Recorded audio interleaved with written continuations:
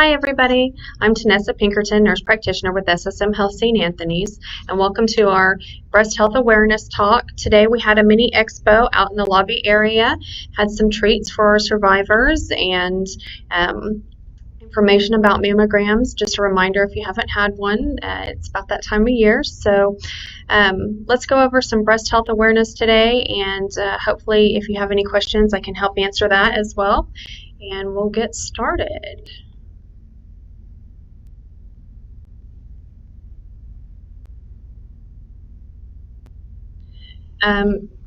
As we said before, this October, of course, is Breast Health Awareness Month, breast cancer in specific.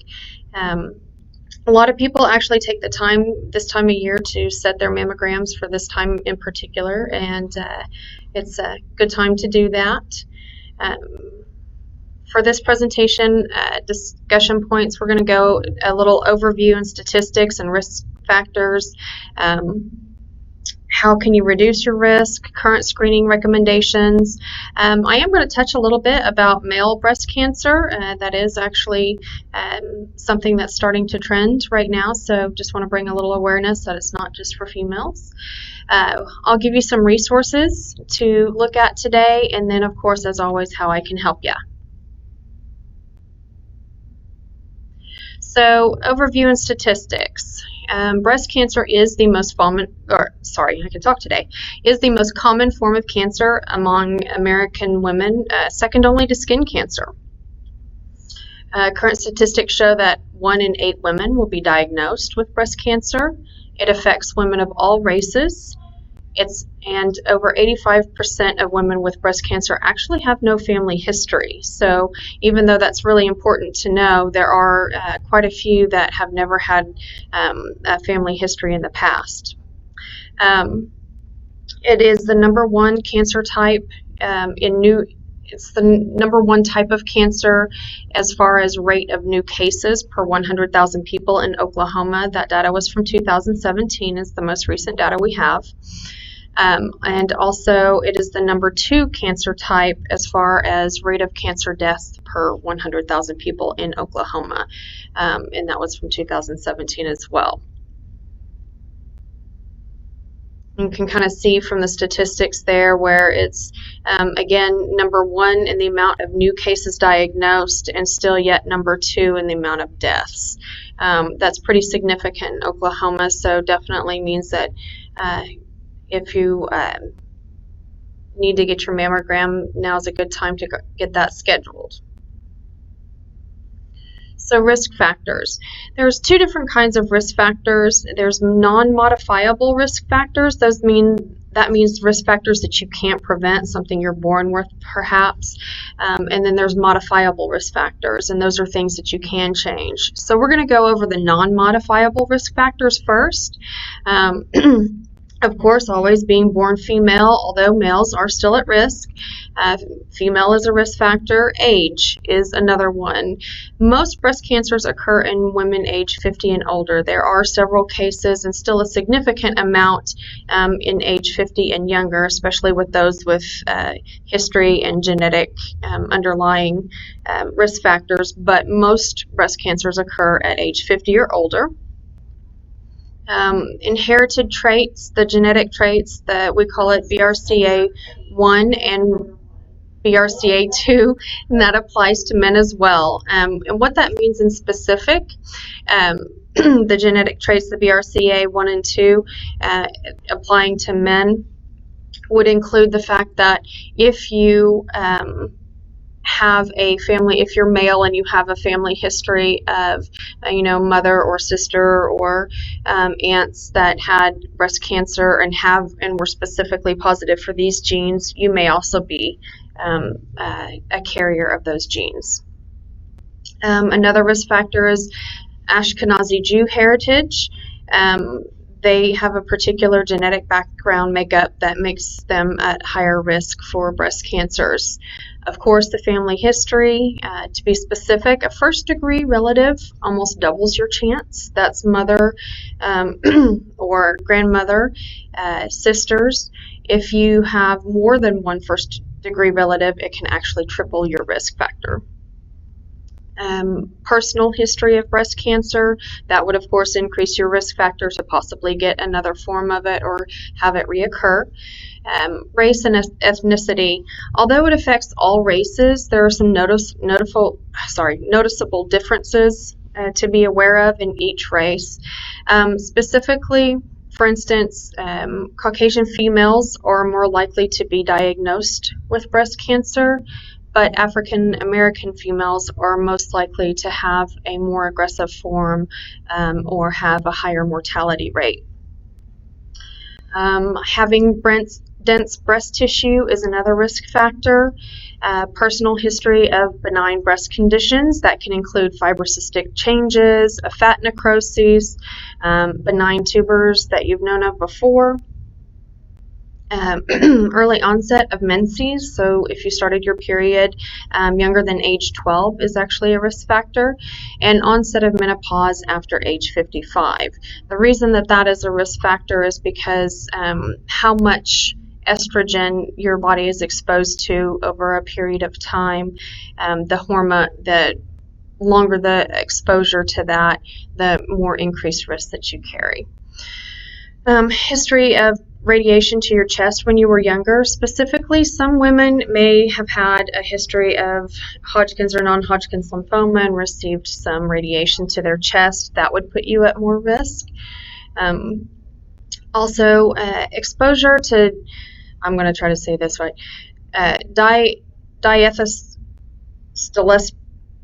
Stilespa, I can say it. DES is what we call it for short. It was given in the 1940s and 70s to decrease the chance of miscarriage.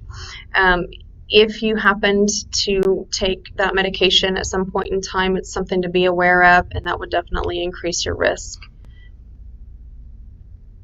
Sorry about butchering that word. I actually practiced it before. Modifiable risk factors, these are things that you can change, remember. Drinking alcohol, and I can't tell you enough as I reviewed the literature to prepare for this presentation, how much drinking alcohol actually is touted throughout the literature. In specific, 1 to 2 drinks a day can increase your risk by 7 to 10%, and 2 to 3 drinks a day increases your risk by about 20%. Obesity or being overweight, particularly after menopause, and why that is in particular is because estrogen and certain hormones are stored in the fat tissue, so the more fatty tissue you have, the more you still carry those hormones, the longer your exposure, and so the increased risk that you have. Lack of physical activity, again, most notably in menopause. The recommendation currently is 150 to 300 minutes of moderate intensity exercise per week, or 75 to 150 minutes of vigorous activity or exercise per week. Birth control use, although it's slight, it is still definitely there, more so with the oral forms. The literature actually tells us that your risk goes back to normal after you have stopped using it for about 10 years. Hormone replacement therapy after menopause, and this is the big one. This is when we used to prescribe it a lot, and then we started backing off of it.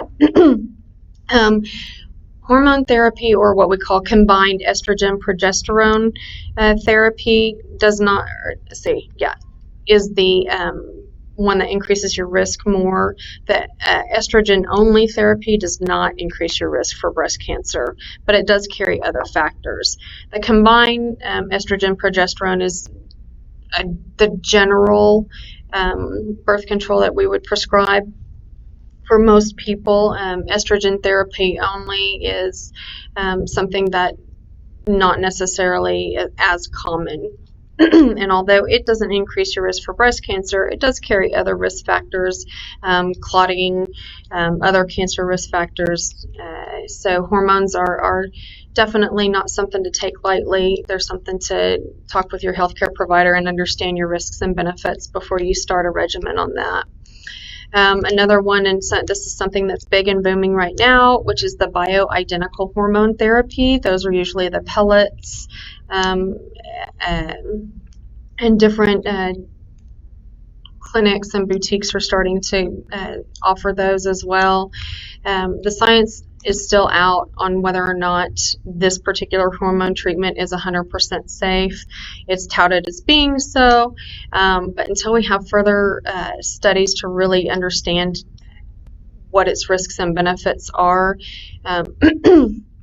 until we can actually prove or oppose its safety and efficacy, we want to consider that to have the same risk factors as the other hormones. How can you reduce your risk? Well, breast cancer is unfortunately not completely preventable. In fact, it's something that we are more likely to detect than we are to prevent. But there are some ways to lower your risks of developing them, even if you carry what we call the non-modifiable risk factors. So for all women, you want to get to and maintain a healthy weight. You want to be physically active. You want to avoid or limit your alcohol intake.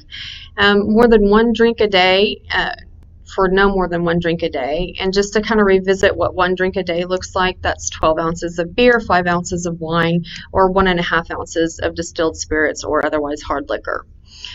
The exact role that diet plays in breast cancer is not exactly clear, but we don't want to negate trying to eat a healthy diet because it has other benefits, even other than preventing breast cancer.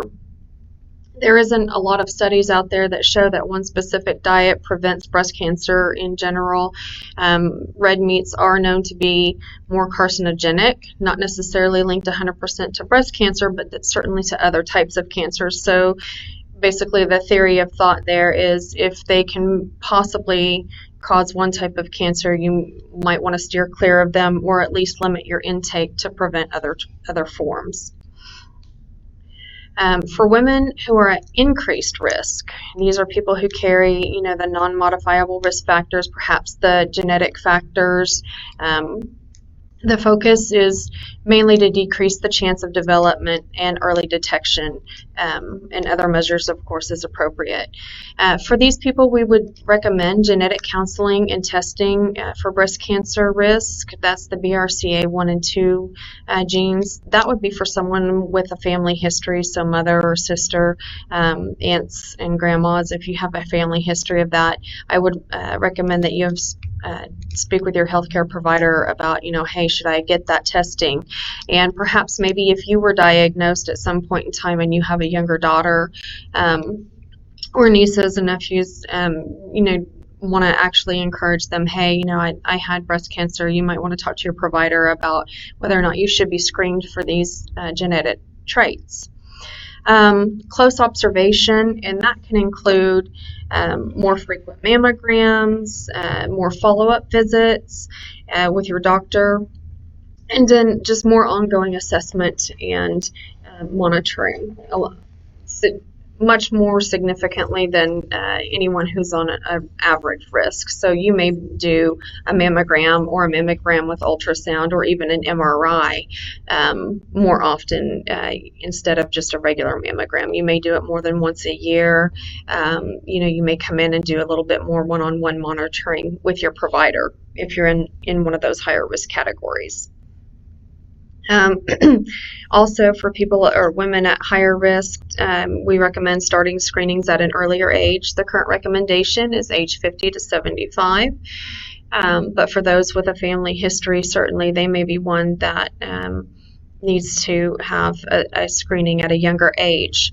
Also, although we don't always promote self-breast exams anymore, I always say, definitely want to be familiar with your breast tissue and, monitor for anything out of the ordinary. And that would probably warrant screenings at an earlier age if you found something that you felt to be abnormal. Additional tests we talked about, such as the MRI, and of course those would be added by your physician as necessary. Medications to reduce risk. There are medications that actually can reduce your risk of developing breast cancer if you carry some of these like genetic traits or high risk or are otherwise high risk for developing breast cancer. There's always preventative surgery, but that's usually preserved for those who are at extremely high risk, who maybe carry the genetic trait, as well as have like a first-degree relative or even more than one first-degree relative that carries those traits or were diagnosed with breast cancer.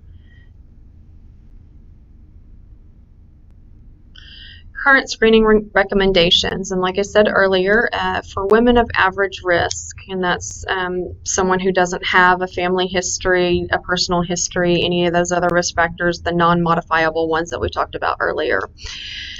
Ages, we recommend ages 40 to 50. That's going to be an individual, the recommendation for that is going to be individualized through shared decision making with your healthcare provider. And this is a little bit new. This is kind of a change even within the past year or so.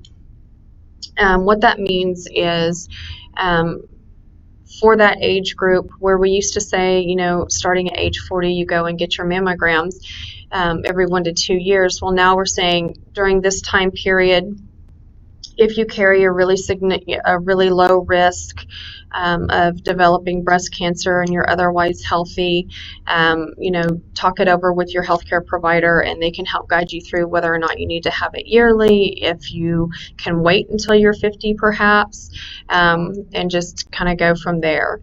The thought process kind of behind that is that we don't want to over test and over prescribe and over worry basically our patients who would be at much lower risk. That's not to say that these screenings don't still catch the ones who would otherwise not have any signs or symptoms. So again, that's something that you have that shared decision making with your healthcare provider about what's right for you and what testing that you would like to have done in specific.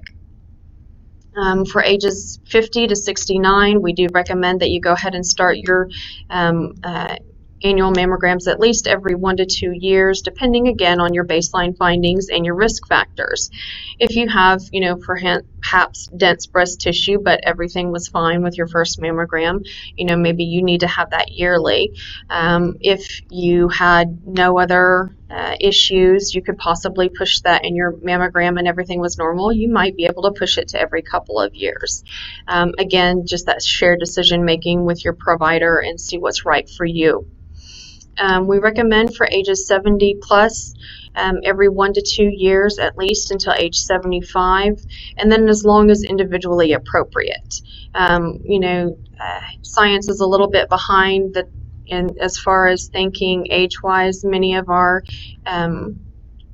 people are living well beyond 80s and 90s and doing wonderful at that.